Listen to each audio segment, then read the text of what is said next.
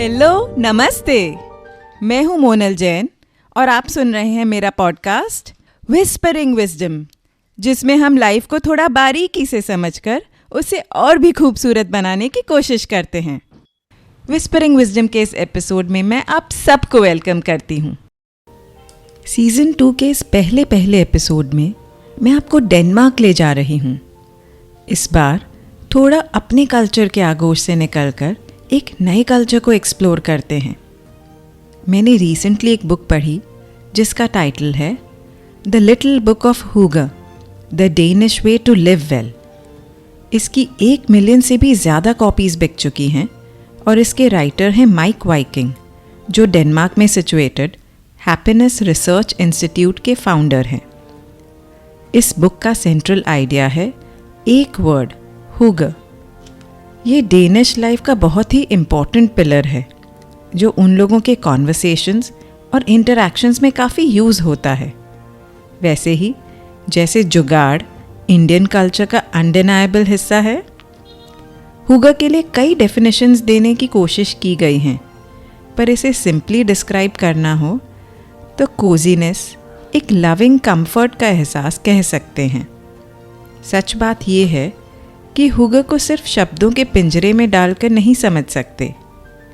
ये कोई एक्शंस या सिचुएशंस से नहीं डिफाइन होता। ये एक फीलिंग है जिसे सिर्फ महसूस किया जाता है। कोई भी एक्सपीरियंस या मोमेंट में हुगर है या नहीं, ये आपके अंदर की फीलिंग डिसाइड करती है। लेकिन ये वर्ड का क्या इम्पोर्टेंस है कि इस पर पूरी बुक लिखी गई और आज मैं भी आपसे इसकी बात कर रही हूँ। इसका रीज़न है डेनमार्क का कंसिस्टेंटली कई सालों से दुनिया के टॉप हैप्पीएस्ट कंट्रीज़ में रैंकिंग होना। और ऑथर जो हैप्पीनेस को स्टडी करते हैं, उनका मानना है कि हुगर एक इम्पॉर्टेंट कंट्रीब्यूटर है इस हैप्पीनेस को क्रिएट और मेंटेन करने में। और आजकल दुनिया में कई जगह अपनी लाइफ और सराउंडिंग्स में हुगर कैसे क्रिएट करें, इसके यूनिवर्सिटी कोर्सेज भी सिखाए जाते हैं। तो क्यों ना इसे समझकर हम भी हमारे लाइफ को और हुगलिक बनाएं। आफ्टर ऑल, लाइफ में खुश रहने की इच्छा तो सबकी ही होती है। सबसे आसान और कॉमन वे लाइफ में हुगर लाने का है एक इनवाइटिंग, वार्म एटमॉस्फेयर क्रिएट करना। और डेनिश लोग इसके लिए कैंडल्स और लैम्प्स यूज़ करते हैं। वो कैंडल्स को लिविंग लाइट्स कहते हैं और ये पढ़कर मुझे भी महसूस हुआ कि एक जलती हुई रोशनी का ऑरा कोई भी स्टैटिक लाइट फिक्सचर से कहीं ज़्यादा होता है। डिनर बाय कैंडल लाइट ऐसे ही रोमांटिक थोड़े ना फील होता है।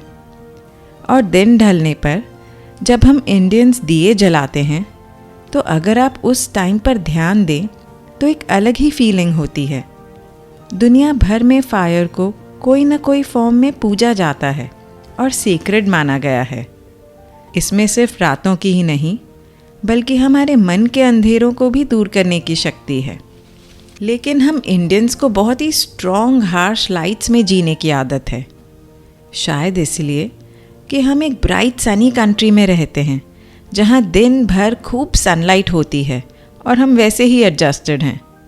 लेकिन रात को स्ट्रॉन्ग टास्क लाइटिंग के बदले सॉफ्ट मूड लाइटिंग जैसे लैम्प्स यूज़ करने से माइंड और बॉडी को डे और नाइट का डिफरेंस पता चलता है और वो रिलैक्स होने लगती है सोने के लिए।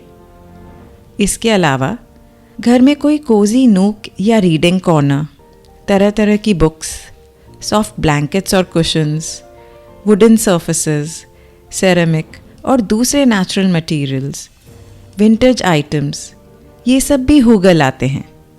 नेक्स्ट चैप्टर में बात की है टुगेदरनेस की। ऑथर ने एक एग्जाम्पल शेयर किया है। वो अपने लेक्चर्स में अटेंडीज़ को आंख बंद करके कोई रीसेंट हैप्पी मेमोरी याद करने को कहते हैं और उन्होंने बताया कि मोस्ट लोग उस मेमोरी में अपने आप को किसी न किसी के साथ देखते हैं।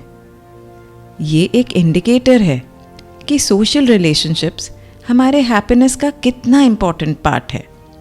जब हम अपने लव्ड वंस की कंपनी में होते हैं, तब ऑक्सीटोसिन हार्मोन रिलीज़ होता है जो हमें रिलैक्स्ड, कंफर्टेबल, सेफ और हैप्पी फील कराता है, एक वार्म हग के जैसे। लेकिन ये मीनिंगफुल इंटरैक्शन होना चाहिए। सिर्फ फिजिकल प्रेजेंस नहीं, मेंटल प्रेजेंस भी ज़रूरी है। नहीं तो आजकल फ्रेंड्स हों या फैमिली, साथ होकर भी अपने फ़ोन से ही रिश्ता निभा रहे हैं। ऑल्सो यहाँ क्वांटिटी से ज़्यादा क्वालिटी पर फोकस है। आज के हसल कल्चर में ज़्यादातर सोशलाइजिंग भी एक एजेंडा के साथ किया जाता है। किसी को अपना नेटवर्क ग्रो करना है, कहीं पर लाइक्स और फॉलोअर से पॉपुलैरिटी बढ़ानी है, किसी को अपने प्रेजेंस से इम्पोर्टेंट और पावरफुल बनना है, तो किसी को रेगुलर लाइफ की बोर्डम से भागने के लिए एक एस्केप रूट चाहिए। ये सब मोस्टली एम्प्टी सोशलाइजिंग है, जो कुछ हद तक ठीक है लेकिन रियल फुलफिलमेंट नहीं देते। असली होगा जेन्युइन कनेक्शन से मिलता है। तो सवाल ये है कि हमारी सोसाइटीज़ और इंडिविजुअल लाइफ में सोशल रिलेशनशिप्स को कैसे ग्रो किया जाए। ऑथर का एक सल्यूशन है वर्क लाइफ बैलेंस, जो डेनमार्क में भरपूर देखने को मिलता है। वहाँ शाम को 5:30 PM के बाद ऑफिसेस क्लोज हो जाते हैं और छोटे बच्चों वाले पेरेंट्स तो 4 बजे तक ही काम करते हैं। बाद में ज़्यादातर टाइम अपने फैमिली, फ्रेंड्स या कलीग्स के साथ एक क्लोज नेट सर्कल में स्पेंड किया जाता है।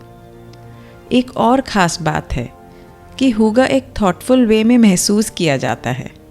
सोशलाइजिंग में किसी को कम ज़्यादा इम्पोर्टेंस नहीं मिलती। कोई स्टार कैरेक्टर नहीं होता जिसका पावर दूसरों पर हावी हो। इक्वालिटी हुगा का एक इम्पॉर्टेंट कैरेक्टरिस्टिक है और ये इसमें भी रिफ्लेक्ट होता है कि होम सोशलाइजिंग करते हुए सारे प्रेपरेशंस में सब इक्वली पार्टिसिपेट करते हैं। यंग, ओल्ड, बॉस, एम्प्लॉयज़, सब। यही हुगा इस कंट्री के वर्क कल्चर में भी दिखता है, जहाँ कोऑपरेशन और कोलैबोरेशन को कंपटीशन से ज़्यादा वैल्यू किया जाता है। स्टडीज़ बताती हैं कि बिलोंगिंगनेस यानी किसी ग्रुप का एक्सेप्टेड पार्ट होना हमारे वेलबींग के लिए बहुत ज़रूरी है और ये एक बड़ा मोटिवेटर भी है जो हमें अपने वर्क एनवायरनमेंट में बेटर परफॉर्म करने के लिए इंस्पायर करता है।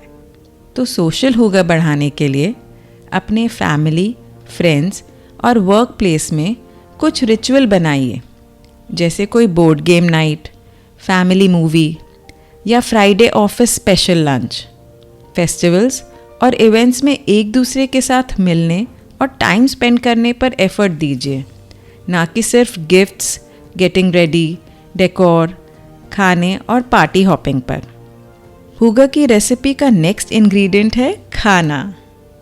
डेनिश कल्चर में खाने की तरफ एक कैजुअल, रस्टिक और स्लो अप्रोच है।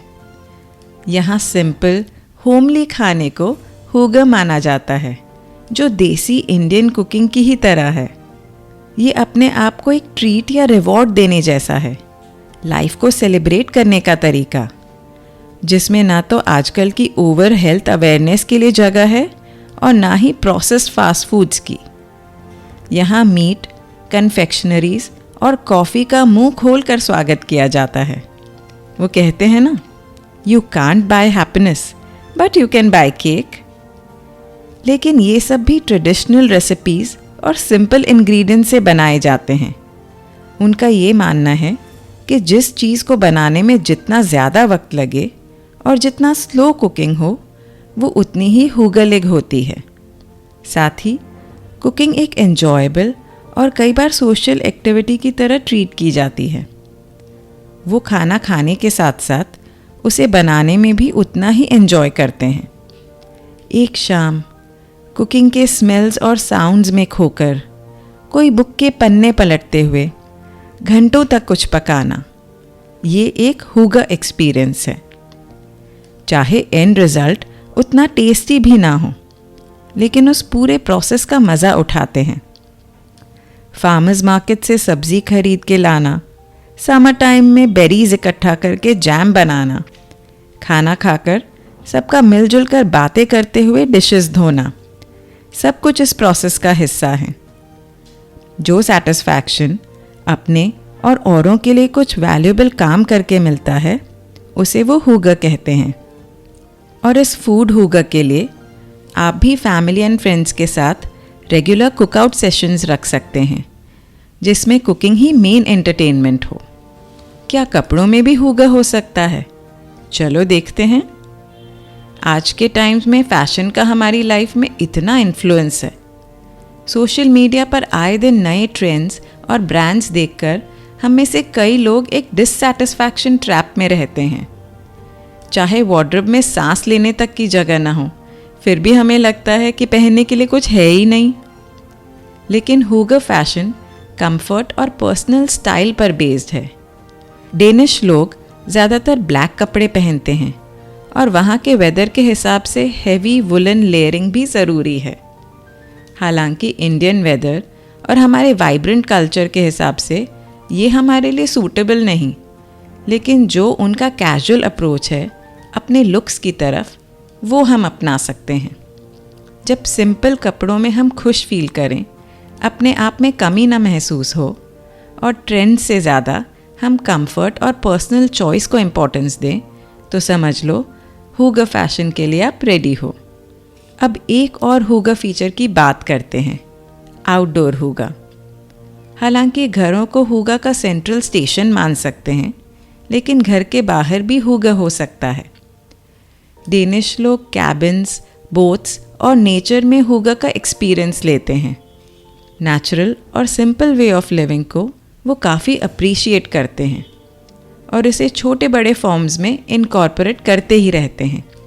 चाहे वो कार्स के बदले वॉकिंग और साइकिलिंग चूज़ करना हो, या किचन गार्डन्स में काम करना हो, फिशिंग करना हो, या हाइकिंग और कैंपिंग। जब ह्यूमंस की बनाई दुनिया से डिस्कनेक्ट होकर हमारे क्रिएटर की बनाई दुनिया से जुड़ते हैं, तब बाहरी कनेक्शन से निकलकर एक इंटरनल तार जुड़ जाता है। हमें उसके बड़प्पन को एक्सेप्ट करना ही पड़ता है और अपने छोटेपन को एंजॉय करने लगते हैं। वो सिंपल लाइफ हमें सिर्फ उस मोमेंट में रहने के लिए मजबूर कर देती है, हमें अपना एक हिस्सा बना लेती है। और ख़ास बात ये है कि हर सीज़न, हर वेदर अपने ही रंग का हुगा लेकर आता है। इसलिए अपनी लाइफ में आउटडोर हुगा लाने के लिए पिकनिक पर जाइए, सीजनल आउटडोर वेदर के हिसाब से एक्टिविटीज़ प्लान कीजिए और नेचर को एंजॉय कीजिए। एक्चुअली नेचर से जुड़कर फिज़िकली एक्टिव रहने की वजह से ही डेनिश लोग इतने हेवी फूड खाकर भी हेल्दी रहते हैं। इसलिए फूड हुगा को एंजॉय करना हो तो आउटडोर हुगा इज़ अ मस्ट। आपने नोटिस किया हो तो देखा होगा कि हुगा क्रिएट करने में कोई एक्सपेंसिव चीज़ों की ज़रूरत नहीं है। इनफैक्ट सिंप्लिसिटी के साथ मॉडेस्टी भी डेनिश कल्चर में वैल्यू की जाती है। अगर कोई अपने अचीवमेंट्स और लग्जरी गुड्स का दूसरों के आगे दिखावा करता है तो वो इसे चीप मानते हैं और ये बिल्कुल भी हुगा नहीं होता। अगर आपके पास इतने पैसे हैं कि आप लाइफ की बेसिक नीड्स पूरे करके एक कंफर्टेबल लाइफ जी रहे हो, तो उसके ऊपर आप कितने और कमा रहे हो, उससे आपकी हैप्पीनेस में ज़्यादा फ़र्क नहीं पड़ता। लाइफ तो सिंपल प्लेजर्स के बारे में है जो एक शू स्ट्रिंग बजट पर भी मिल सकते हैं।